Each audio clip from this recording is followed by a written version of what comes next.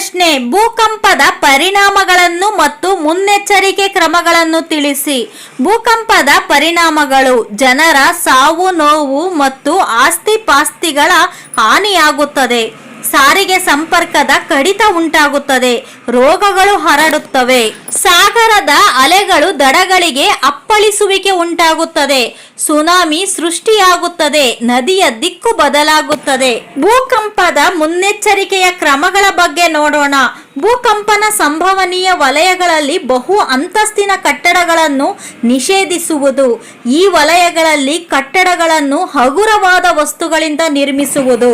ಕಟ್ಟಡಗಳು ಸ್ಥಿತಿಸ್ಥಾಪಕತ್ವ ಗುಣವನ್ನು ಹೊಂದುವಂತೆ ನಿರ್ಮಿಸುವುದು. ಭೂಕಂಪ ಸಂಭವಿಸಿದಾಗ ಹೇಗೆ ವರ್ತಿಸಬೇಕು ಎಂಬ ಬಗ್ಗೆ ಜನರಿಗೆ ತಿಳುವಳಿಕೆಯನ್ನು ನೀಡಬೇಕು.